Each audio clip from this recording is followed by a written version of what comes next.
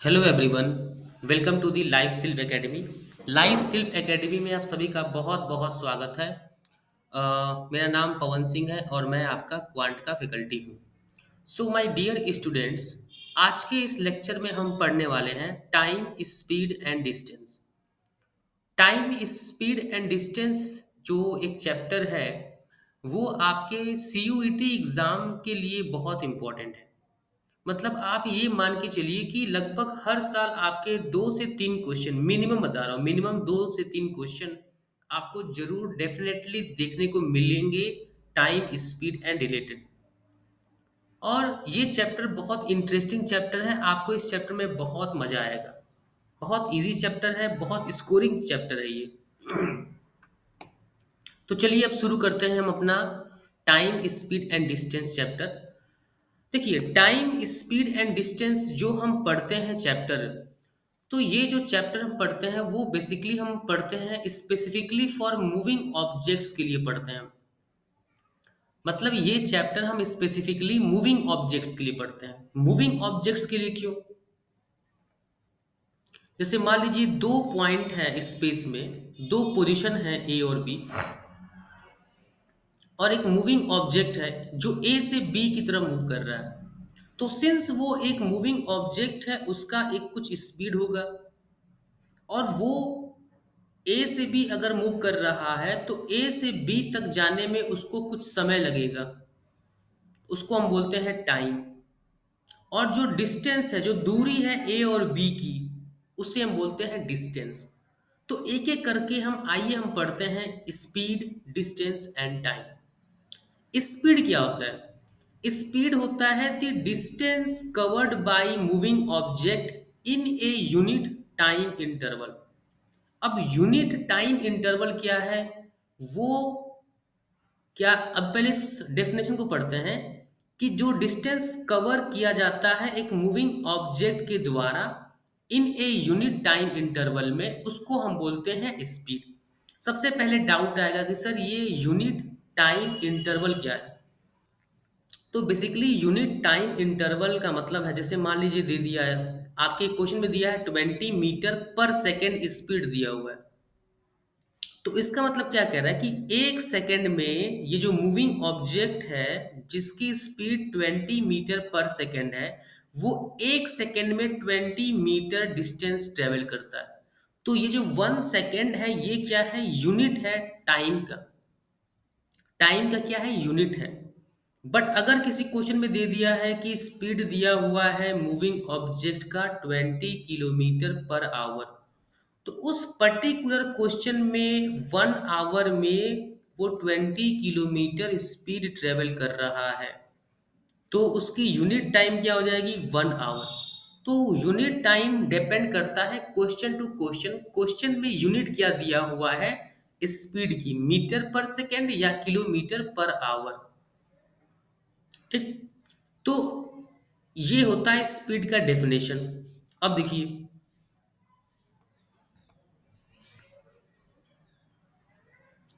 Speed का एक definition और होता है, change in position, change in position of an object in unit time interval. Change in position of object in unit time interval, मतलब unit time interval में जो object का position change हो रहा है उसको बोलते हैं स्पीड। जैसे मान लीजिए एक यू मूविंग ऑब्जेक्ट है सी, जो ए से और बी की तरफ मूव कर रहा है। राम है, मान लीजिए राम एक मूविंग ऑब्जेक्ट है, वो ए से बी की तरफ मूव कर रहा है और इसका स्पीड है 20 मीटर पर सेकेंड। तो सिंस पर सेकेंड की बात करें तो एक सेकेंड हम क्या लेंगे? Unit time. तो एक सेकेंड में वो कितना पोजीशन चेंज कर रहा है? 20 मीटर से उसकी पोजीशन चेंज हो रही है। तो change in position that is 20 meter in per unit time means per second, उसको हम क्या बोलेंगे? स्पीड। सो वो क्या आएगा? 20 मीटर पर सेकेंड। अब देखिए यूनिट ऑफ स्पीड क्या होता है? स्पीड मीटर पर सेकेंड या किलोमीटर पर आवर में आपको मोस्टली देखने को मिलेगा।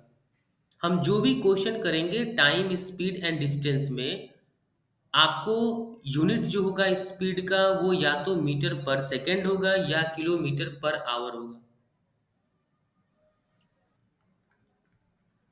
वैसे माइल्स पर आवर भी होता है, माइल पर आवर भी होता है, mile per hour. But mile per hour आपको कहीं किसी क्वेश्चन में देखने को नहीं मिलेगा, इसलिए इसको मैं उतना इसको इम्पोर्टेंस नहीं दे रहा हूँ। ओके, चलिए। टाइम। टाइम क्या होता है? टाइम होता है duration to complete the given distance. अब जैसे मान लीजिए कि ये डिस्टेंस ए से बी दिया हुआ है 100 मीटर, और आपका स्पीड दिया हुआ है 10 मीटर पर सेकेंड। तो टोटल डिस्टेंस इतना है। इसको कवर करने में कितना टाइम लगेगा? तो स्पीड से डिवाइड कर दीजिए, मीटर से मीटर कैंसिल, 10 से 10 कैंसिल, ये एस कहाँ चला जाएगा ऊपर। तो 10 सेकेंड आपको लगेगा पूरे डिस्टेंस को to complete the given distance. जैसे कि इस डिस्टेंस को कवर करने में मूविंग ऑब्जेक्ट को 10 सेकेंड लग रहा था। तो टाइम क्या हो गया? टाइम मतलब ड्यूरेशन हो गया to cover the required distance. Required distance को कवर करने के लिए जितना टाइम एक मूविंग ऑब्जेक्ट को लगता है उसको हम क्या बोलते हैं? टाइम बोलते हैं या ड्यूरेशन बोलते हैं। और टाइम को हम रिप्रेजेंट करते हैं कैपिटल टी से, कैपिटल टी से। और टाइम का फॉर्मूला क्या है? Distance travelled upon speed. Unit of time. Unit क्या होता है टाइम का? टाइम का यूनिट होता है सेकंड, या मिनट होता है, या आवर में होता है। बट कुछ बच्चे बोलेंगे सर डे में भी तो होता है, डे भी तो टाइम का यूनिट है, मंथ भी टाइम का यूनिट है, ईयर भी क्या है? यूनिट ऑफ टाइम है। यस है, उसमें कोई दिक्कत नहीं है। लेकिन ये जो तीन यूनिट है ना टाइम की, जो बड़ी बड़ी यूनिट है, डे, मंथ, ईयर, बेसिकली ये हम टाइम, स्पीड एंड डिस्टेंस में ये यूनिट आपको कहीं देखने को नहीं मिलेगा। टाइम, स्पीड एंड डिस्टेंस में जो क्वेश्चन आएगा उसमें टाइम की जो यूनिट होगी या तो सेकंड में टाइम आपको गिवन होगा, या मिनट में दिया होगा, या आवर में दिया होगा। हाँ, टाइम एंड वर्क एक चैप्टर है जो हम आगे पढ़ेंगे, उसमें टाइम की जो यूनिट होगी वो डे, मंथ एंड ईयर में ही मोस्टली आपको देखने को मिलेगा।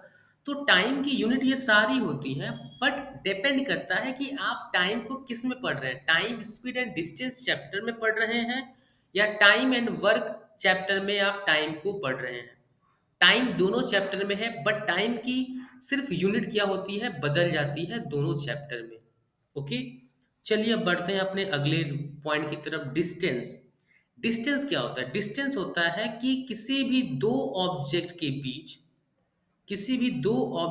बीच कितनी स्पेस है, स्पेस कितना है, ए और बी के बीच कितना स्पेस है, कितना दूरी है, कितना अंतर है, उसको हम बोलते हैं डिस्टेंस।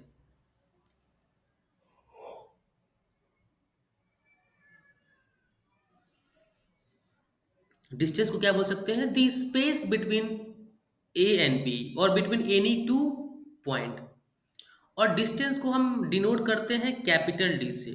डिस्टेंस का फॉर्मूला होता है स्पीड इनटू टाइम, या टाइम इनटू स्पीड, बात एक ही होता है।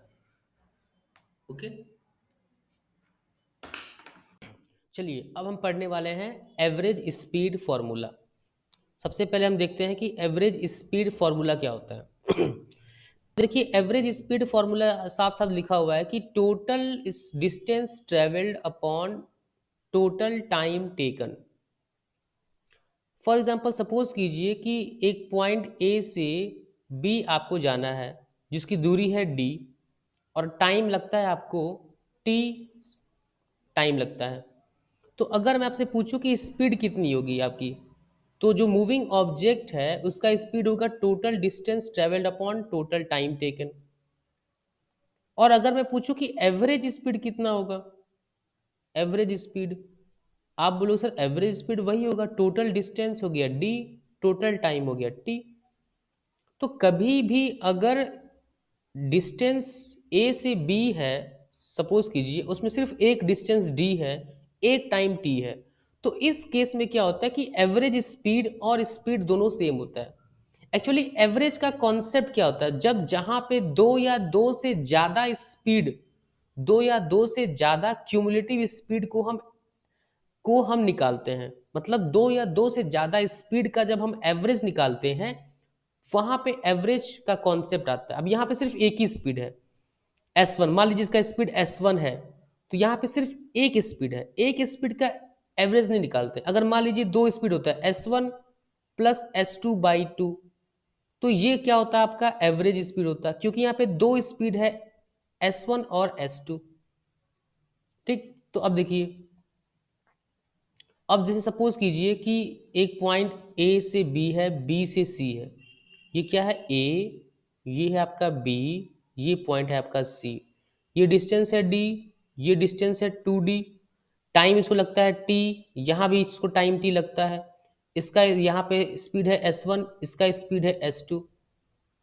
ठीक, तो अगर मैं कहूँ कि एवरेज स्पीड कितना है, एवरेज स्पीड अगर मैं क्या बोलूँगा, तो मैं लिखूँगा S1 प्लस S2/2, या मैं बोलूँगा टोटल डिस्टेंस कितना है, 2D plus D. Total distance कितना हो गया आपका, एक्चुअली टोटल डिस्टेंस हो जाएगा 3D हो जाएगा। टोटल डिस्टेंस कितना हो जाएगा, 2D, डी प्लस 2D। देखिए ये रहा D प्लस 2D, मतलब टोटल डिस्टेंस हो गया आपका 3D। और 3D अपॉन टोटल टाइम कितना हो गया, T प्लस टी, तो टोटल टाइम हो गया 2T। तो 3D अपॉन 2T कितना हो जाएगा, आपका एवरेज स्पीड हो जाएगा। ठीक, और वही S1 और S2 के टर्म में बोलूँ तो अब देखिए S1 क्या था, S1 था D, S1 क्या है, D अपॉन टी है। और S2 क्या है आपका, S2 है जो सेकेंड हाफ डिस्टेंस है, मतलब जो सेकेंड हाफ जर्नी है। जर्नी को हमने दो पार्ट में डिवाइड कर दिया। एक मूविंग ऑब्जेक्ट है जो A से C जा रहा है, तो उसके जो जर्नी को हमने दो पार्ट में डिवाइड कर दिया, क्योंकि पहले पार्ट में क्या है, उसने S1 स्पीड से कवर किया है पहला पार्ट, और दूसरा पार्ट वो S2 स्पीड से कवर कर रहा है। तो अगर S1 देखिए D अपॉन टी होगा, तो S2 कितना हो जाएगा, 2D अपॉन टी। तो यहां से अगर मैं देख सकता हूं कि S1 2S1 equal to S2 हो जाएगा। ठीक, तो अगर मैं एवरेज स्पीड S1 और S2 के टर्म में लिखूं, तो एवरेज स्पीड S1 और S2 के टर्म में कितना आया था, एवरेज स्पीड S1 और S2 के टर्म में कितना आएगा, S1 प्लस S2, मतलब 3D अपॉन 2T आएगा। तो या तो आप ऐसे निकालो या ऐसे निकालो, तो बात सेम रहेगा। तो S1 प्लस S2/2 होगा, अगर आपने जर्नी को दो भाग में डिवाइड कर दिया है। अब सपोज कीजिए कि जर्नी को मैंने SN भाग में डिवाइड कर दिया, जिसमें S1 से लेके SN तक क्या है, डिफरेंट स्पीड है। तो जो एवरेज स्पीड हो जाएगा वो हो जाएगा सम ऑफ S1 से लेके SN तक upon number of upon n। तो ये एवरेज स्पीड आएगा। ओके, आई होप आपको एवरेज स्पीड का कॉन्सेप्ट समझ में आ गया। अब डिस्टेंस, अगर डिस्टेंस कांस्टेंट हो, आपका डिस्टेंस कांस्टेंट है, आपको पता है कि डिस्टेंस का फॉर्मूला क्या होता है, स्पीड इनटू टाइम। तो अगर डिस्टेंस कांस्टेंट है, तो स्पीड जो होगा वो टाइम के डायरेक्टली प्रोपोर्शनल होगा। कैसे, सपोज कीजिए कि एक जर्नी मुझे कवर करनी थी, उसको मैंने दो पार्ट में ब्रेक कर दिया, ए से बी और बी से सी। सपोज कीजिए कि ए से बी डिस्टेंस था डी और बी से सी भी डिस्टेंस था डी। मतलब दोनों ही केस में दोनों जर्नी को जो हमने दो इक्वल पार्ट में डिवाइड किया, तो फर्स्ट हाफ पार्ट जो डी डिस्टेंस है उसको ट्रेवल किया जा रहा है। तो इसमें स्पीड जो है ऑब्जेक्ट का, मूविंग ऑब्जेक्ट का, वो S1 है और टाइम है T1। इसमें स्पीड है S2 और टाइम है T2। अब देखिए S1 into T1 equal to S2 into T2 equal to D होगा। यस, तो एक बात बताइए कि अगर S1 into T1 equal to D है और S2 into T2 equal to D है, तो अगर S1 ज़्यादा है S2 से, अगर स्पीड 1 ज़्यादा है S2 से, तो मैं ये कहूँगा कि टाइम 1 जो होगा वो कम होगा टाइम T2 से। कैसे? अगर S1 को, अगर देखिए, अगर S1 ज़्यादा हुआ S2 से तो टाइम T1 जो होगा, T1 मतलब डिस्टेंस D को कवर करने में कितना टाइम लग रहा है अगर स्पीड मेरा S1 है तो उस केस में मैंने क्या बोला कि अगर S1 ज़्यादा है S2 से तो आपको जो T1 टाइम है वो क्या होगा, वो कम लगेगा। क्यों? क्योंकि S2, क्योंकि देखिए एग्जांपल एक बताता हूँ, जैसे सपोज कीजिए कि 10 किलोमीटर ट्रेवल करना है, ठीक, और अगर स्पीड 2 किलोमीटर है पर आवर तो आपको 5 आवर लगेगा 10 किलोमीटर ट्रेवल करने में। बट अगर मैं स्पीड बढ़ा के 5 किलोमीटर पर आवर कर दूं तो टाइम लगेगा 2 आवर। तो आपने देखा कि जैसे ही आप स्पीड को इंक्रीज किया, आपने जैसे ही आपने इंक्रीज स्पीड को इंक्रीज किया 2 से 5, वैसे ही आपका टाइम क्या हो गया, घट गया, 5 से 2 हो गया। तो जैसे ही आप स्पीड को इंक्रीज करोगे टाइम ऑटोमेटिक घट जाएगा। उसी को बोलते हैं इनवर्सली प्रोपोर्शनल है। अगर डी कांस्टेंट हो तो टाइम स्पीड के इनवर्सली प्रोपोर्शनल, और या वाइस वर्सा, मतलब स्पीड टाइम के इनवर्सली प्रोपोर्शनल। अब चलिए, अगर स्पीड कांस्टेंट हो तो क्या करोगे आप? जैसे distance equal to speed into time होता है, तो d1/t1 equal to d2/t2 equal to S होगा। क्यों? क्योंकि स्पीड तो कांस्टेंट है, स्पीड चेंज नहीं हो रहा है। भले आप डिस्टेंस को चेंज करो, टाइम को चेंज करो, बट स्पीड सिंस इक्वल है तो ये रेशियो आपका इक्वल होना चाहिए। मतलब d1/d2 इक्वल टू t1/t2, मतलब दोनों का रेशियो क्या है, सेम है। मतलब मैं ये कह सकता हूं कि d जो है वो डायरेक्टली प्रोपोर्शनल होगा टाइम के। अगर स्पीड कांस्टेंट हुआ तो डिस्टेंस जो होगा वो टाइम के इन डायरेक्टली प्रोपोर्शनल होगा। मतलब ज़्यादा डिस्टेंस कवर करना होगा तो ज़्यादा टाइम लगेगा। देखिए ए बी और सी दिया हुआ है, तो अगर ये डिस्टेंस मान लीजिए d1 है, ये d2 है, ये t1 है, ये t2 है, और इसका स्पीड भी s है, इसका स्पीड भी s है, तो s into T1 equal to D1, s into T2 equal to D2। तो जैसे अगर मैं कहता हूं कि मान लीजिए T1 T2 से ज़्यादा है, तो अगर T1 T2 से ज़्यादा है तो D1 जो होगा वो D2 से ज़्यादा होगा।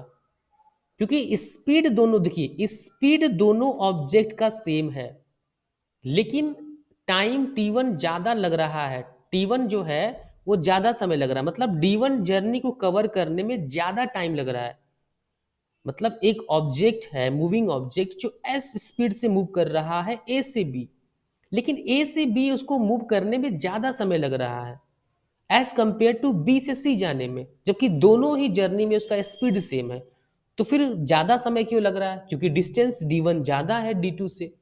बात समझ में आया? अगर मैं कहूं कि T2 ज़्यादा हो T1 से, तो D2 क्या होगा, ज़्यादा होगा D1 से, क्योंकि वो डायरेक्टली प्रोपोर्शनल है। तो जब स्पीड कांस्टेंट होता है तो डिस्टेंस क्या होता है, वो टाइम के डायरेक्टली प्रोपोर्शनल होता है।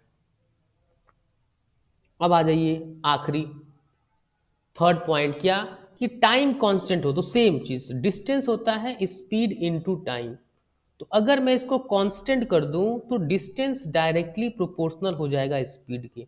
उसको भी देख लीजिए, ये ए है, ये ये बी है, ये पॉइंट सी है। तो अगर इसका डिस्टेंस सपोज कीजिए डी है, D1 है, ये डिस्टेंस कितना है, D2 है, यहाँ टाइम t लग रहा है, यहाँ भी टाइम t लग रहा है, ये स्पीड S1 है, ये स्पीड S2 है। तो अब क्या कह रहा है कि सपोज कीजिए कि D1 और D2 दोनों को ट्रेवल करने में सेम टाइम लग रहा है, बट S1 स्पीड जो है वो ज़्यादा है। स्पीड क्या है कि पहले A से B जाने में उसको जितना समय लग रहा है उतना ही समय उस इंसान को B से C जाने में लग रहा है, लेकिन ए से बी के दौरान उसकी स्पीड ज़्यादा थी, तो इसका मतलब क्या हो गया कि D1 जो डिस्टेंस है वो D2 से ज़्यादा है। वाइस वर्सा क्या कि अगर स्पीड S2 ज़्यादा हो गया S1 से, तो D2 क्या होगा, D1 से ज़्यादा होगा। ओके, आई होप आपको समझ में आ गया होगा। तो क्या आपने समझा कि अगर टाइम टाइम हो और इस टाइम हो या स्पीड हो, अगर ये कांस्टेंट हैं, तो डिस्टेंस डायरेक्टली प्रोपोर्शनल होगा किसके, स्पीड के। अगर टाइम कांस्टेंट होगा और स्पीड कांस्टेंट होगा, तो डिस्टेंस डायरेक्टली प्रोपोर्शनल किसके होगा, टाइम के। अगर डी कांस्टेंट हो गया, तो स्पीड क्या होगा, इन्वर्सली प्रोपोर्शनल होगा टाइम के। या वाइसे वर्सा टाइम क्या होगा, इन्वर्सली प्रोपोर्शनल होगा स्पीड के। तो इन सब पॉइंट को आप ध्यान में रखिएगा। ओके, चलिए अब हम बढ़ते हैं आगे। कन्वर्जन हम देखेंगे अभी। ठीक, कन्वर्जन क्या, conversion of meter second to kilometer per hour and kilometer per hour to meter per second. देखिए कन्वर्जन का मतलब क्या होता है, कई लोग इसको बोलते हैं ना, कई लोग डायरेक्ट लिख देते हैं फॉर्मूला क्या, कि kilometre per our is equal to होता है 5/18 मीटर पर सेकेंड, या 1 meter per second is equal to होता है 18/5 kilometer per our. Direct formula लिखवा देते हैं बहुत सारे कोचिंग इंस्टीट्यूट्स, डायरेक्ट फार्मूला लिखवा देंगे। वो ये नहीं लिखवाएंगे कि ये फार्मूला आता कैसे है, कि अगर कन्वर्ट करना है मुझे मीटर सेकेंड से किलोमीटर में, या vice versa that is kilometre से मीटर में, तो ये कन्वर्जन आता कैसे एक्चुअली, तो उसको हम समझते हैं। यहाँ पे आपको लाइव स्लिप में हर एक चीज़ का आपको लॉजिक बताया जाता है कि कौन सी चीज़ें क्यों होती हैं। अब देखिए आपको पता है कि 1000 meter equal to 1 kilometer. Okay, और कहूँ कि 3600 second is equal to 1 hour. अगर ये किसी को नहीं पता है तो ध्यान रखिए, 1 आवर होता है 60 मिनट के बराबर, और 60 मिनट को मैंने लिख दिया 60 सेकेंड, और ये आपका हो जाएगा 3600 आवर के बराबर।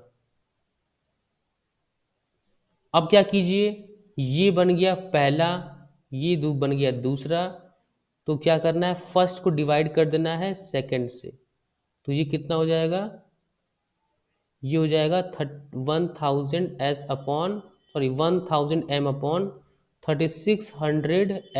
Equal to 1 kilometer upon 1 hour. Double zero से डबल जीरो क्या हो गया, कैंसिल हो गया, 2 5 जा 10, 2 18 जा 36, तो 5/18 मीटर पर सेकेंड जो है वो आपका कितना हो गया, वो हो गया 1 किलोमीटर पर आवर। तो क्या समझ में आया कि 1 kilometer per hour equal to 5/18 meter per second. अब मैं क्या करूँगा, इन दोनों साइड, इधर मैं 18/5 से मल्टीप्लाई कर दिया, और इधर भी 18/5 से मल्टीप्लाई कर दिया, तो 18 से 18 कैंसिल, 5 से 5 कैंसिल, तो 1 meter per second equal to आ गया 18/5 किलोमीटर पर आवर। तो जो दोनों फॉर्मूले आए थे, आई होप दोनों फॉर्मूले को मैंने क्या कर लिया, डिराइव कर लिया, बता दिया कि कैसे आता है। ओके, आई होप आपको यहां तक समझ में आ गया होगा।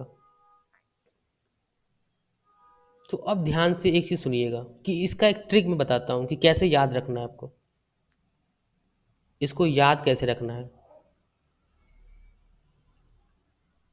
ये हो गया 1 kilometer per hour equal to 5/18 meter per second, और 1 meter per second equal to 18/5 kilometer per our.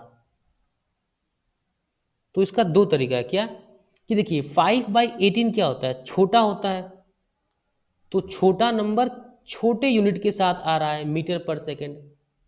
और 18/5 आपको पता है 18/5 की वैल्यू 5/18/5 की वैल्यू 5/18 से ज़्यादा होती है। तो ज़्यादा होती है तो वो ज़्यादा बड़ी unit that is kilometre per our के साथ आ रहा है। एक तरीका तो ये है याद करने का।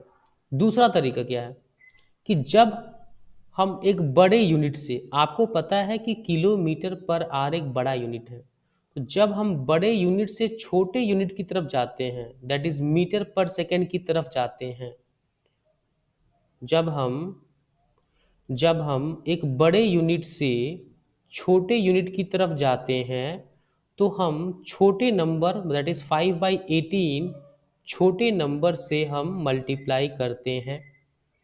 और जब एक छोटे यूनिट से हम बड़े यूनिट की तरफ जाते हैं, बड़े यूनिट की तरफ जाते हैं तो बड़े नंबर से हम क्या करते हैं, मल्टीप्लाई करते हैं। तो जब बड़े यूनिट से छोटे यूनिट पे जाओ, छोटे नंबर से मल्टीप्लाई करो, और जब छोटे यूनिट से बड़े यूनिट की तरफ जाओ तो बड़े नंबर से मल्टीप्लाई करो। नहीं, मैंने एक तरीका और क्या बतलाया था कि छोटे नंबर को छोटे यूनिट के साथ लिखो, बड़े नंबर को बड़े यूनिट के साथ लिखो। दो तरीका मैंने आपको, दो ट्रिक बता दिया इस कन्वर्जन को याद रखने का। दोनों में से किसी तरीके को आप फॉलो कर सकते हैं या दोनों ही तरीके को आप फॉलो कीजिए। पढ़ने चलते हैं कॉन्सेप्ट ऑफ रिलेटिव स्पीड। देखिए रिलेटिव स्पीड का कॉन्सेप्ट क्या है, क्या कहता है कॉन्सेप्ट ऑफ रिलेटिव स्पीड। जैसे सपोज कीजिए कि ए से बी मुझे ट्रेवल करना है, सपोज कीजिए ए से बी डिस्टेंस है आपका, मान लीजिए कि 100 मीटर डिस्टेंस है या 9 किलोमीटर डिस्टेंस है। ए से एक ट्रेन जा रही है जिसकी स्पीड है 20 मीटर पर सेकेंड, और बी से एक ट्रेन जो है वो ए की तरफ जा रही है। मतलब ए से ट्रेन बी की तरफ जा रही है और बी से ट्रेन जो चल रही है वो ए की तरफ चल रही है, और ये चल रही है आपका 10 मीटर पर सेकेंड से।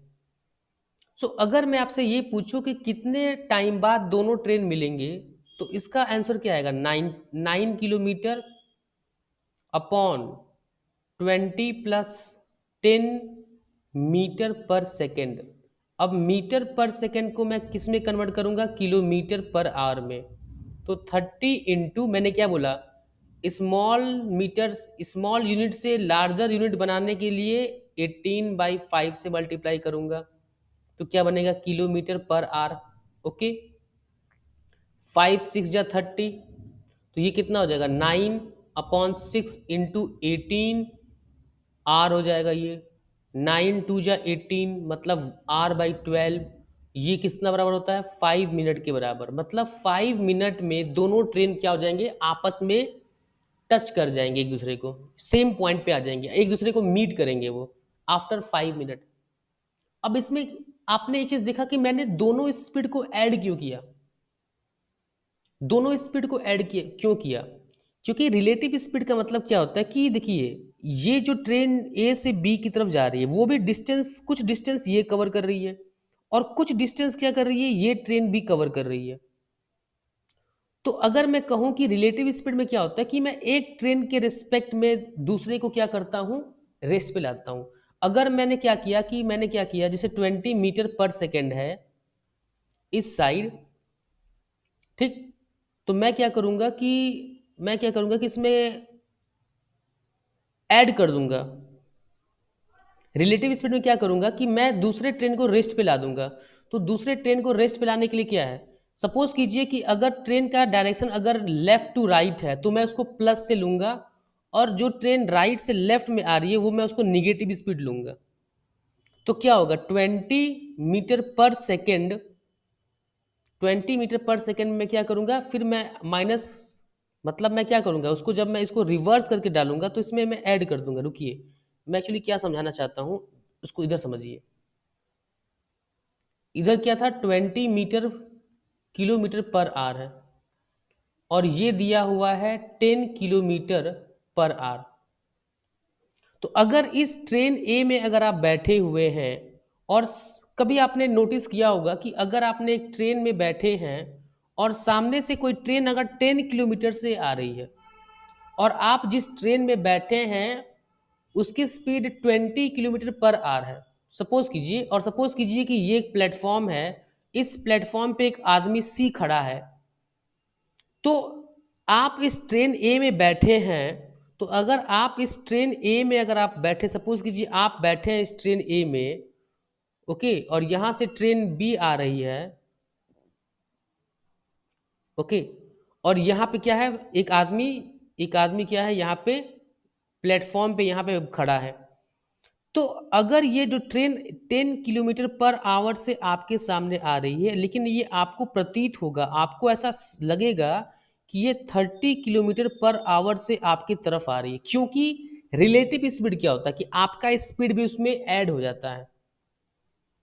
कब? जब स्पीड आपके सामने से आ रही है, जब कोई ट्रेन आपके सामने आती है, आपके सामने आ रही है, मतलब अपोजिट डायरेक्शन में, जिस डायरेक्शन में आपकी ट्रेन मूव कर रही है, अगर उस ट्रेन के अपोजिट डायरेक्शन में कोई दूसरी ट्रेन आपके सामने आ रही होगी, तो उस ट्रेन का स्पीड क्या हो जाएगा, आपके स्पीड में ऐड हो जाएगा।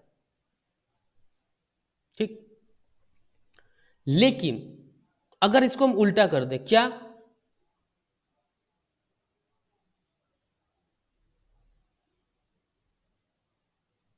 कि अगर सपोज कीजिए कि ये 20 किलोमीटर पर आवर से जा रही है और ये ट्रेन भी 10 किलोमीटर पर आवर से जा रही है, तो इस केस में मैं आपको ये बताना चाहूंगा, इस केस में क्या, कि अगर दोनों ट्रेन सेम डायरेक्शन में जा रही है, अगर दोनों ट्रेन सेम डायरेक्शन में जा रही है, तो आप तो आपकी जो आप ये जो ट्रेन जो सेम डायरेक्शन में अगर ट्रेन जा रही है ना, तो इसका जो रिलेटिव स्पीड हो जाएगा ना, वो रिलेटिव स्पीड क्या होगा, रिलेटिव स्पीड ये होगा 20 - 10 = 10, 10 किलोमीटर पर आवर से जा रही होगी। तो अब मैं एक फॉर्मूला लिखाऊंगा कि अगर V1, एक ट्रेन इधर जा रही है V1 स्पीड से, एक ट्रेन इधर आ रही है V2 स्पीड से, तो रिलेटिव स्पीड क्या होगा इस केस में, रिलेटिव स्पीड होगा V1 प्लस V2। और अगर एक ये केस 1 आप मान लीजिए इसको, और इसको आप केस 2 मान लीजिए, एक ट्रेन V1 से इधर जा रही है और सेम ट्रेन V2 से भी इधर जा रही है, और सपोज कीजिए V2 का स्पीड ज़्यादा है V1 से, तो आपके रिस्पेक्ट में जो ट्रेन V2 है वो आपको वो आपको V2 माइनस V1 स्पीड से जाती हुई दिखेगी। और अगर आप V1, और अगर इस केस में अगर आप V1 ट्रेन में, अगर आप ट्रेन में बैठे हैं और जिसकी स्पीड V1 है, तो सामने से आती हुई ट्रेन जिसकी स्पीड V2 है, वो आपको V1 प्लस V2 के स्पीड से आती हुई दिखेगी। ये ध्यान रखिएगा। चलिए, a man crosses A road 250 meters wide in 75 seconds. His speed in km/h, तो कितना होगा मीटर पर सेकेंड, 250 मीटर कितने में ट्रेवल कर रही है, तो स्पीड कितना होगा, स्पीड होता है डिस्टेंस अपॉन टाइम, 75 सेकेंड। तो 25 3 जा, 25 10 जा, तो स्पीड कितना हो जाएगा, स्पीड हो जाएगा 10/3 metre per second, 10/3 metre per second हो जाएगा। ये मीटर पर सेकेंड है, लेकिन अगर मुझे किलोमीटर में पूछा जा रहा है तो बड़े यूनिट में कन्वर्ट करने के लिए बड़े नंबर से मल्टीप्लाई करना होगा। 5 2 जा 10, 3 6 जा 18, मतलब 12 किलोमीटर पर आवर क्या होगा, इसका स्पीड हो जाएगा। तो इसका आंसर क्या होगा, second question, sorry second option. चलिए,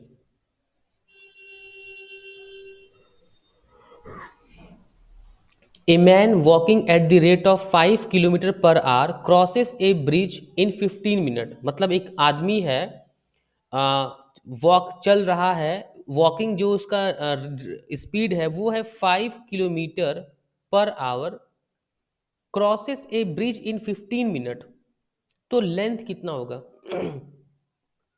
अब देखिए, अगर वो 5 किलोमीटर वन मतलब 1 आवर में वो 5 किलोमीटर चल रहा है, 1 आवर में 5 किलोमीटर, तो 15 मिनट मतलब 1 आवर बाई 4 इक्वल टू कितना होता है? 15 मिनट होता है।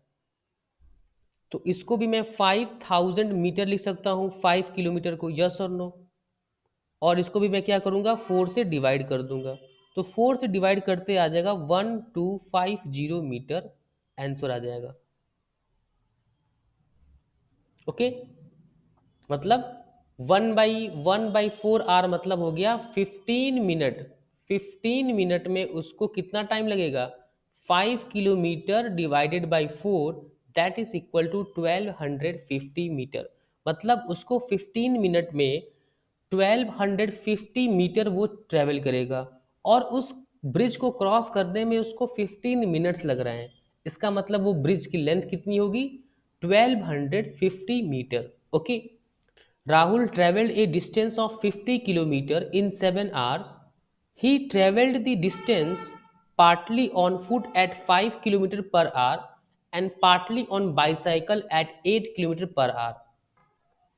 50 किलोमीटर पर टोटल डिस्टेंस ट्रैवल कर रहा है, जिसमें से x किलोमीटर जो है, मतलब x किलोमीटर वो किसे ट्रैवल कर रहा है? ट्रैवल कर रहा है, फुट पैदल चल रहा है, जिसका स्पीड है 5 किलोमीटर पर आवर।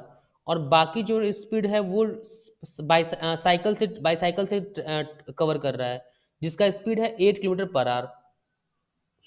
तो टोटल जर्नी कितना लग रहा है उसको? ट्रेवल टाइम कितना लग रहा है? x/5 और 50 - x/8, ये टोटल टाइम लग रहा है उसको 7 आवर। ठीक। अब देखिए 7 आवर उसको टोटल टाइम लग रहा है। तो इसको अगर हम सॉल्व करेंगे तो कितना आएगा? ये आपका आ जाएगा 8x + 250 - 5x equals to 40 × 7। Okay, तो ये कितना हो जाएगा आपका? ये हो जाएगा 3x इक्वल टू 30 हो जाएगा। तो x इक्वल टू कितना आ जाएगा? 10। तो क्या पूछ रहा है कि what is the distance that he travelled on foot? Foot में मतलब पैदल पाँव से कितना चला उसने? x मतलब 10 किलोमीटर। बहुत इजी क्वेश्चन है ये। रोहित, अगला क्वेश्चन सॉल्व करते हैं। Rohit goes to the office at a speed of 6 kilometer per hour and returns to his home at 4 kilometer per hour. If he takes 10 hours, what is the distance between his office and home? अब देखिए, ये है office. Rohit क्या है? Office से home, and home से office travel करता है। तो ऑफिस से होम जाता है, इधर इस साइड जाता है 6 किलोमीटर पर आवर से, और रिटर्न करता है होम से ऑफिस 4 किलोमीटर पर आवर से। और इस टोटल जर्नी में इसको टाइम लगता है 10 आवर। तो एक बात देखिए, ऑफिस, एक चीज ध्यान दीजिए, ऑफिस क्वेश्चन क्या पूछ रहा है कि what is the distance between office and home.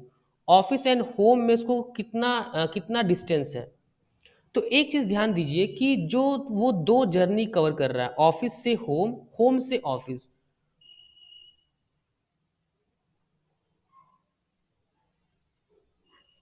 तो उस दौरान क्या हो रहा है? उस दौरान अगर आप देखिए तो डिस्टेंस सेम है। तो मैंने क्या कहा कि अगर डिस्टेंस सेम है तो स्पीड और टाइम क्या होता है? इनवर्सली प्रोपोर्शनल होता है। मतलब अगर अगर मैं कहूँ स्पीड इनटू टाइम, ये क्या होता है? स्पीड इनटू टाइम क्या होता है? डिस्टेंस। ओके।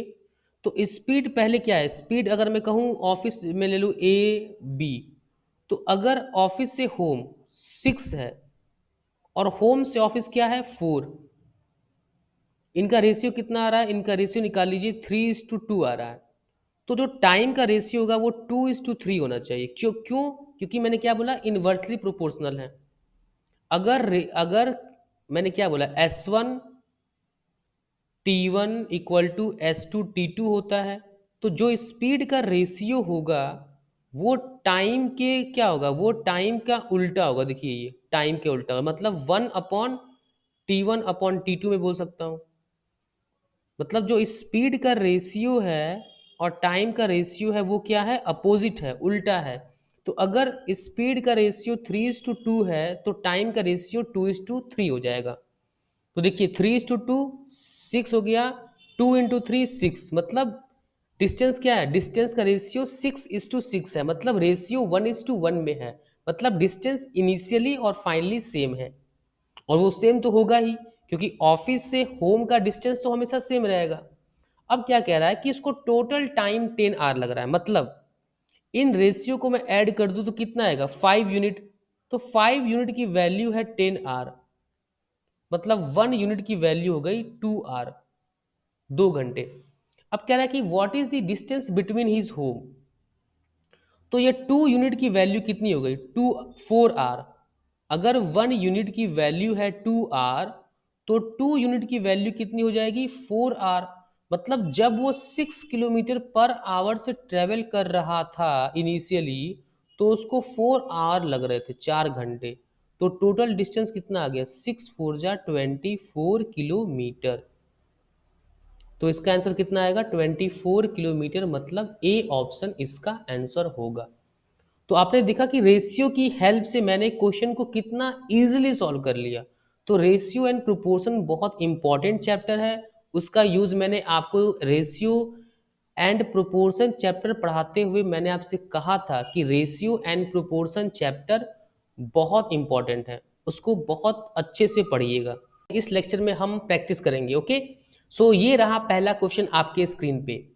ए और बी जो है वो क्या कर रहे हैं, travels the same distance at the rate of 8 kilometre and 10 kilometres an hour respectively.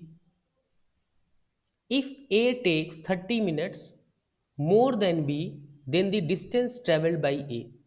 अब देखिए A से B क्या हो रहा है, ये X एंड Y है। A और B दोनों क्या कर रहे हैं, सेम डिस्टेंस ट्रेवल कर रहे हैं। और A का जो स्पीड है वो है 8 किलोमीटर पर आवर, और B का जो स्पीड है वो है 10 किलोमीटर पर आवर, ओके। अब कह रहा है आगे कि if A takes 30 minutes more than B.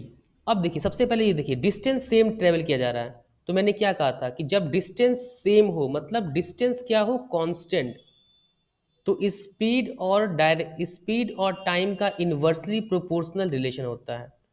तो ए और B, speed and time, speed का रेशियो क्या है, स्पीड का रेशियो देखिए 8, ए का कितना है, 8 है ए का वेलोसिटी, मतलब स्पीड ऑफ ए, और स्पीड ऑफ बी कितना है,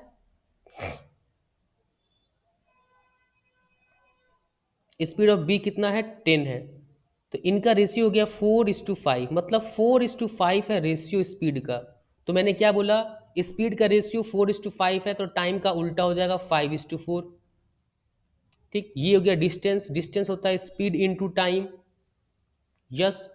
और स्पीड इंटू टाइम कितना हो गया, इनका रेशियो, डिस्टेंस का रेशियो कितना हो गया, 20:20, मतलब 1:1। और 1:1 का मतलब क्या है, डिस्टेंस क्या हो रहा है, दोनों केस में सेम है। लेकिन ए जो है ए जो है वो 30 मिनट ज़्यादा ले रहा है। तो ए का टाइम देखिए, ए का टाइम का अगर आप देखो तो ए की जो यूनिट है वो 5 है, 5 यूनिट टाइम ले रहा है ए। और बी जो है वो 4 यूनिट टाइम ले रहा है। तो ऑब्वियस सी बात है ए जो है वो 1 यूनिट टाइम ज़्यादा ले रहा है। और 1 यूनिट टाइम का वैल्यू कितना दिया है, 30 मिनट। तो 1 यूनिट की वैल्यू है 30 मिनट या हाफ एन आवर। तो कह रहा है कि बी कितना डिस्टेंस ट्रेवल करेगा। तो 4 यूनिट टाइम लेता है बी, तो 4 यूनिट मतलब बी को लगता है 2 आवर टोटल टाइम। और बी का स्पीड कितना दिया है, 10 किलोमीटर पर आवर। ये आर से आर कैंसिल हो गया, 10 × 2 = 20, मतलब 20 किलोमीटर, इसका आंसर आ गया। तो आप देखिए कि रेशियो की हेल्प से हम इस क्वेश्चन को कितनी इजीली सॉल्व कर लेते हैं। पूरे टाइम एंड डिस्टेंस में आपको मैं 60 to 70% या उससे भी ज़्यादा क्वेश्चंस की जो प्रैक्टिस कराऊंगा ना, वो जो क्वेश्चन मैं करूंगा वो सिर्फ रेशियो के से ही मैं करूंगा। और आपको मैं ये प्रूव करूंगा कि रेशियो से क्यों करना चाहिए। मेजॉरिटी ऑफ द प्रॉब्लम्स जहाँ पे या तो स्पीड कांस्टेंट हो, या टाइम कांस्टेंट हो, या डिस्टेंस कांस्टेंट हो, तो इस टाइप के क्वेश्चन को स्पेशली स्पेशली ऐसे क्वेश्चंस जहां पे डिस्टेंस कांस्टेंट हो, टाइम कांस्टेंट हो, स्पीड कांस्टेंट हो, जैसे इस पर्टिकुलर क्वेश्चन में आपका डिस्टेंस कांस्टेंट है। ओके, चलिए अब आते हैं सेकंड क्वेश्चन पे। नेक्स्ट क्वेश्चन पे आते हैं। ए, ये मान लीजिए एक्स टू वाई एक डिस्टेंस ट्रेवल करना है, एक रेस हो रहा है, 100 मीटर का रेस है, तो ये 100 मीटर है टोटल। इसमें क्या कह रहा है कि ए जो है वो बी को बीट कर देता है 20 मीटर से। तो अगर ए यहाँ पे है तो बी यहाँ पे है, मतलब ए अगर 100 मीटर ट्रेवल करता है तो बी ऑब्वियसली 80 मीटर ट्रेवल कर रहा होगा। सिमिलरली अगर बी यहाँ पे 100 मीटर ट्रेवल कर रहा है तो सी कितना ट्रेवल कर रहा है, 80 मीटर। क्यों? क्योंकि आगे क्या कहता है कि बी जो है वो सी को बीट करता है 20 मीटर से इन ए 100 मीटर रेस। उसी 100 मीटर रेस में बी जो है वो सी को 20 मीटर से बीट कर देता है। तो क्वेश्चन में कह रहा है कि how much start should A given give to C in a 100 meter race so that the both of them reach the winning post at the same time। मतलब कि सी कितना पहले दौड़ना शुरू कर दे, या सी को हम ए से कितना आगे खड़ा कर दे, सो दैट कि ए और सी जब 100 मीटर रेस जब खत्म हो जाए तो ए और सी सेम टाइम पे 100 मीटर का रेस कवर कर सके। तो ए सी को हम कितना आगे खड़ा कर रखें ए से, क्योंकि सी को हम ए से आगे खड़ा रखेंगे तो सी कम समय में रेस को पूरा कर लेगा, और सी का स्पीड क्या है, ए से बहुत कम है। अब बोलोगे सर स्पीड तो कहीं दिया नहीं है, तो फिर आप कैसे बोल रहे हैं कि सी का स्पीड कम है? क्योंकि ए और बी जब सेम टाइम के लिए दौड़ते हैं तो ए बी से जल्दी दौड़ जाता है, मतलब ए का स्पीड बी से जल्दी, मतलब फास्ट है। सिमिलरली जब बी और सी में रेस होता है तो सेम टाइम मिलता है उनको दौड़ने के लिए, तो सेम टाइम में बी जो है वो सी से जल्दी दौड़ जाता है। तो मतलब अगर मैं कहूँ कि रिलेशन पूछूं कि speed of A will be greater than speed of B and that speed of B will be greater than speed of C. अब देखिए, speed of A into time T, ठीक, speed of B into time T, क्योंकि same time के लिए दौड़ेंगे। तो ये कितना आ रहा है डिस्टेंस, ए 100 मीटर दौड़ता है और बी 80 मीटर ट्रेवल करता है, ये टी से टी कैंसिल हो गया। तो S A upon S B का जो रेशियो है वो 5:4 का होगा। सिमिलरली एस बी इंटू मान लीजिए टाइम T1 लगता है, सेकेंड रेस की बात कर रहे हैं जहाँ पे बी और सी आपस में दौड़ रहे हैं, तो S into C into T1 equal to again 100/80 meter. ठीक, अब ये मीटर से मीटर कैंसिल हो गया और T1 से T1 कैंसिल, तो यहाँ पे S B upon S C कितना आ गया, अगेन 5/4 आ गया।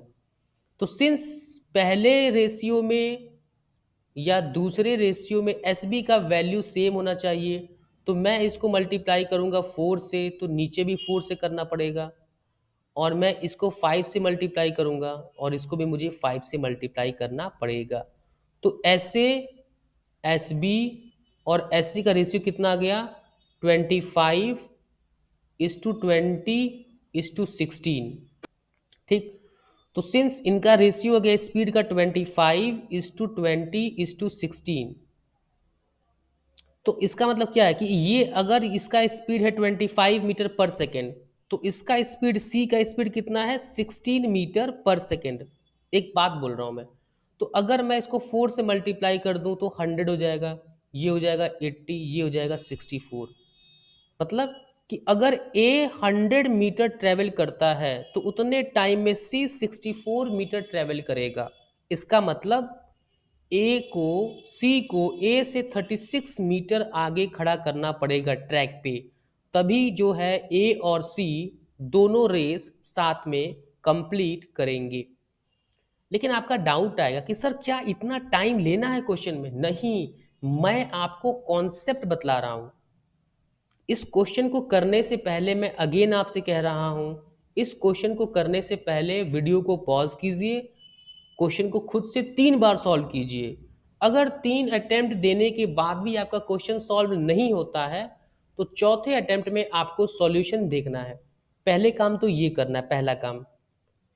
दूसरा काम आपको क्या करना है कि इस क्वेश्चन को ऐसे नहीं करना जैसे अभी मैंने किया, मतलब करना ऐसे ही है लेकिन एग्जैक्टली इतना लेंदी नहीं बनाना है क्वेश्चन को, क्योंकि मैंने बहुत सारे कॉन्सेप्ट आपको मैं सिखा रहा था, इसीलिए मैं इस क्वेश्चन को बहुत टाइम लिया, आहिस्ता आहिस्ता धीरे धीरे बतला रहा हूँ। अब आपको ये सब निकालने की तो आपको जरूरत नहीं थी, ये जैसे हो गया, ये तो मैं आपको समझाने के लिए ऐसे ही निकाला। आपको क्या करना होता है, ये भी डायग्राम बनाने की जरूरत आपको नहीं पड़ती। हाँ, अगर स्टार्टिंग में पड़ेगी तो बनाइएगा, लेकिन जब आप एनफ प्रैक्टिस कर लेंगे ना तो आपको ये चीज़ें डायरेक्ट, ये रेशियो जो है ना, ये रेशियो आपको डायरेक्ट, बस इतना काम करना आपको, ये ध्यान रखिएगा, आपका काम इतना रहना चाहिए बस। ठीक। मैं ग्रीन कलर के अंदर बना देता हूँ कि आपको सिर्फ इतना काम करना है। अभी क्या है कि एक आध क्वेश्चन में पूरा कॉन्सेप्ट ये पूरा अप्लाई कीजिएगा एक आध क्वेश्चन में, ताकि आपको कॉन्सेप्ट क्लियर हो जाए। और जब एक बार कॉन्सेप्ट क्लियर हो जाएगा तो सिर्फ आपको नीचे वाले पार्ट में, इतने पार्ट में क्वेश्चन को सॉल्व करना है बस, दैट्स इट। ओके, चलते हैं हम अपने अगले क्वेश्चन पे। क्या कह रहा है कि ए train passes a platform in 42 seconds and a man is standing on the platform in 25 seconds. The train's speed is 72 kilometre per our. What is the length of the platform? तो सबसे पहले जो ट्रेन का speed 72 kilometre per our में है, इसको हम convert कर देते हैं मीटर पर सेकेंड में। तो 72 इंटू, सिंस हम बड़े यूनिट से छोटे यूनिट की तरफ जा रहे हैं तो छोटे नंबर से मल्टीप्लाई करेंगे, यस और नो।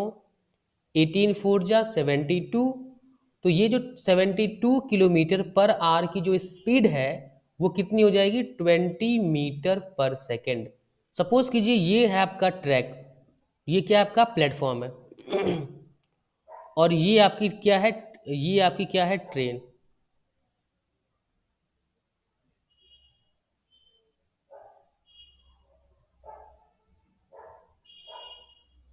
ये क्या है, आपकी ट्रेन। तो जैसे ही ट्रेन की जो आखिरी बोगी होगी, जो लास्ट पॉइंट होगा, जब वो प्लेटफॉर्म से आगे निकल जाएगा, इस मोमेंट पे ट्रेन क्या करेगा, पूरे प्लेटफॉर्म को क्रॉस कर जाएगा। तो एक बात बताइए कि ट्रेन का हर एक पॉइंट कितना ट्रेवल कर रहा है। ये ट्रेन का है लास्ट पॉइंट, एल मान लिया लास्ट पॉइंट। ये लास्ट पॉइंट पहले यहाँ पे था, अब ये लास्ट पॉइंट इतना दूरी ट्रेवल कर रहा है, जब पूरे प्लेटफॉर्म को क्रॉस करना है तो ये दूरी कितना हो गया, ये दूरी हो गया लेंथ ऑफ प्लेटफॉर्म। और ये जो दूरी है, ये पूरी दूरी, ये क्या है, लेंथ ऑफ ट्रेन। मतलब length of platform plus length of train को ट्रेवल, इतना डिस्टेंस ट्रेवल करना होगा किसको, ट्रेन को, तब जाके पूरे प्लेटफॉर्म को क्रॉस करेगा। तो क्या कह रहा है कि इसीलिए प्लेटफॉर्म को क्रॉस करने में उसको लगता है 22 सेकेंड टाइम लग रहा है। Time to cross the platform and train वो लगता है 42 सेकेंड। लेकिन सिर्फ टाइम मैं बोलूँ कि सिर्फ प्लेटफॉर्म को क्रॉस करने में नहीं, मैन अगर देखिए, अगर मैन कोई खड़ा है, अगर मान लीजिए यहाँ पे मैन खड़ा है और यहाँ से ट्रेन आ रही है, तो इस मैन को क्रॉस करने के लिए ट्रेन को सिर्फ अपनी अपनी खुद के लेंथ इतना ही चलना पड़ेगा। तो लेंथ ऑफ ट्रेन जो होगा, length of train, time to cross the length of train, वो उसको लग रहा है 25 सेकेंड। तो इसके बीच का दूरी कितना है, 17 सेकेंड। मतलब उसको प्लेटफॉर्म की दूरी, इतनी दूरी देखो, ट्रेन को ना प्लेटफॉर्म की दूरी को कवर करने में 17 सेकेंड लगेगा। ट्रेन का स्पीड है 20 मीटर पर सेकेंड, और प्लेटफॉर्म को ट्रेन को प्लेटफॉर्म की लंबाई, इतना दूरी कवर करने में ट्रेन को प्लेटफॉर्म की लेंथ जितनी लंबाई या लेंथ जितनी दूरी को कवर करने में 17 सेकेंड लग रहा है। तो 17 टू जा 34, मतलब 340 मीटर लंबी वो क्या होगी, प्लेटफॉर्म होगी। Okay,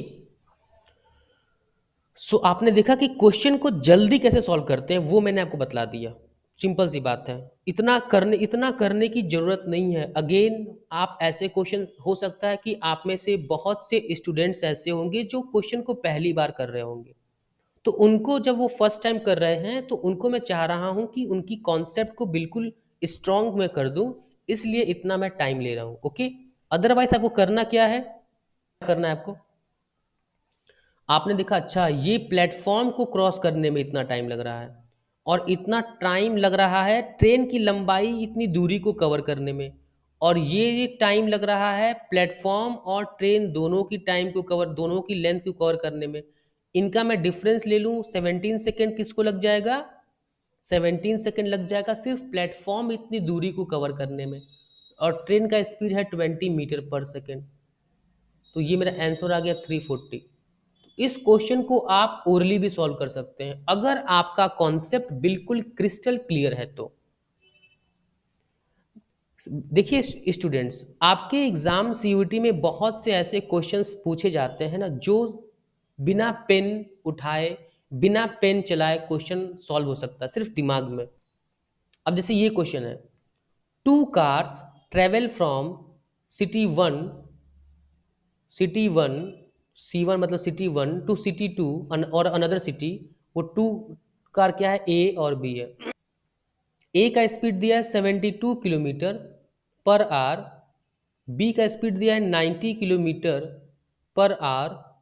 if B takes 1 hour less than the car A for the journey, then what is the distance in between the two cities. फिर वही बात कि जब डिस्टेंस इसने कांस्टेंट कर दिया, ए और बी है, इनका स्पीड टाइम, स्पीड का रेशियो कितना है ए और बी का, speed of A upon speed of B कितना हो जाएगा 72/90, मतलब 18 4 जा 72, 85 जा 90, 4:9 है रेशियो स्पीड का। तो टाइम का 4:5 रेशियो है। तो जब 4:5 रेशियो है स्पीड का तो टाइम का कितना हो जाएगा, अगर 4:5 है स्पीड का तो टाइम का हो जाएगा वाइसे वर्सा, मतलब उल्टा हो जाएगा, सॉरी वाइसे वर्सा नहीं, मतलब रिवर्स हो जाएगा 5:4। अब देखिए डिस्टेंस क्या होता है, स्पीड इंटू टाइम। तो 4 × 5 20 5 इंटू 4 20, मतलब 1:1 है, मतलब डिस्टेंस क्या है, सेम है। लेकिन क्या कह रहा है कि बी जो है वो 1 घंटा कम लेता है। तो ऑब्वियस सी बात है, यहां देखिए रेशियो में भी देखिए बी का रेशियो कितना कम है, कितना यूनिट कम है, बी ए से 1 यूनिट कम है, और इस 1 यूनिट की वैल्यू कितने है, 1 आवर। क्यों, क्योंकि क्वेश्चन में साफ साफ मेंशन है कि बी को 1 घंटा कम लगता है कार ए से। तो अगर 1 यूनिट की वैल्यू है 1 आवर तो बी को लगते हैं टोटल 4 यूनिट, मतलब 4 आवर। और बी का स्पीड हमें ऑलरेडी गिवन है 90 किलोमीटर पर आवर। तो 90 किलोमीटर पर आवर से अगर बी ट्रेवल करता है तो 4 आवर में उस कितना डिस्टेंस ट्रेवल करेगा, 9 4 जा 36, दैट इज 360 किलोमीटर। ओके। अब देखिए क्या कह रहा है कि आरव और रवि है traveling in the same direction at the speed of 4 kilometer per hour and 7 kilometer per hour after 3 hour. तो आफ्टर 3 आवर में कितना ये ट्रेवल कर जाएंगे, सपोज कीजिए कि ये 3 आवर में ट्रेवल कर दिए, तो 3 आवर में कितना ट्रेवल कर जाएंगे ये,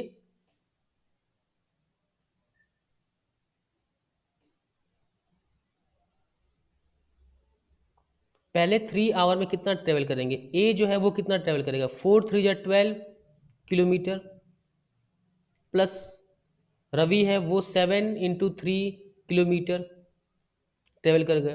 अब क्या कह रहा है कि आफ्टर 3 आवर आरव जो है वो अपना स्पीड कितना कर लिए, डबल 8 किलोमीटर पर आवर कर लिए, और रवि जो है वो 2 से घटा लिए, मतलब 7 से कितना हो गया, 5 हो गया इनका स्पीड। अब मान लीजिए इन दोनों को कितना टाइम लग रहा है दोनों साथ में ही पहुंच रहे हैं अपने डेस्टिनेशन, मतलब दोनों को टाइम टी लग रहा है। और ये जो दोनों डिस्टेंस ट्रेवल किया है आरव और रवि के द्वारा वो क्या है, सेम है। मतलब 4 3 जा 12 प्लस 8 टी इक्वल टू 7 3 जा 21 किलोमीटर, 7 3 21 प्लस 5t क्या है, बराबर है। तो यहाँ से आपका t कितना आ गया, 3 r आ गया। टाइम कितना आ गया, 3 r।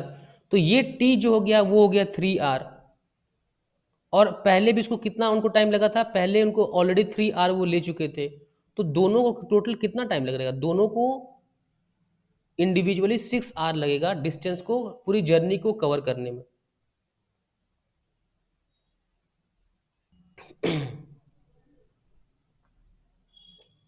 A drives at the rate of 45 km per hour and reaches its destination 4 minutes late. If the speed is 60 km, A reaches 5 minutes early। वही बात है कि ये क्या है, स्पीड टाइम। स्पीड कितना था, स्पीड 45 से कितना हो गया, 60 हो गया। 15 3 जा 45, 15 4 जा 60। मतलब स्पीड का रेशियो है इनिशियली से, इनिशियल स्पीड और फाइनल स्पीड कितना है, इनिशियली कितना स्पीड का रेशियो और फाइनली कितना हो गया, 3:4। तो ऑब्वियस सी बात है टाइम क्या हो जाएगा, वाइस वर्सा रिवर्स, क्योंकि डिस्टेंस सेम ट्रेवल डिस्टेंस कर रहा है। डिस्टेंस क्या है, सेम है दोनों केस में, मतलब डिस्टेंस क्या है, कांस्टेंट है। अब क्या कह रहा है कि पहले 4 मिनट पहले, पहले क्या था कि जब वो 45 किलोमीटर से 45 किलोमीटर पर आवर से जब वो पहले ट्रेवल कर रहा था, तो टाइम कितना लग रहा था, t-4, सॉरी t+4। जितना टाइम उसको जितना टाइम पे उसको पहुंचना चाहिए, जिस टाइम पे पहुंचना चाहिए उससे 4 मिनट ज़्यादा ले रहा था।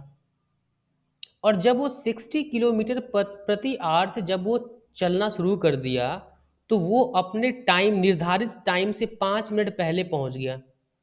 ट्रेन को समझ लीजिए कि एक ट्रेन है, वो जब वो 45 किलोमीटर प्रति पर आवर से ट्रेवल कर रही थी, तो उसको टाइम अपने निर्धारित टाइम से 4 मिनट देरी से चल रही थी।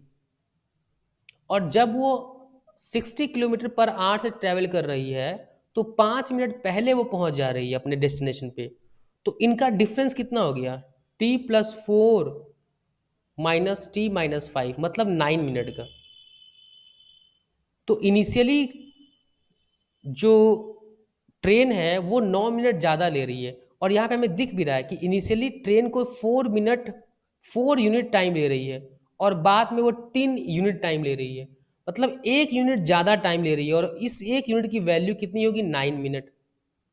तो इनिशियली ट्रेन कितनी यूनिट, कितना टाइम लिया इनिशियली, 9 4 जा 36 मिनट। और इनिशियली उसका स्पीड कितना था, 45 किलोमीटर पर आवर।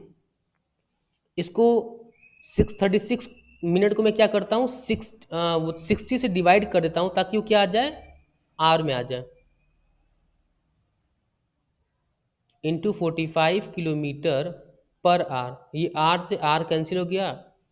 15 4 जा 60, 15 3 जा 45, 4 9 जा 36, 9 3 जा 27 किलोमीटर। आंसर कितना आ गया, 27 किलोमीटर। ओके।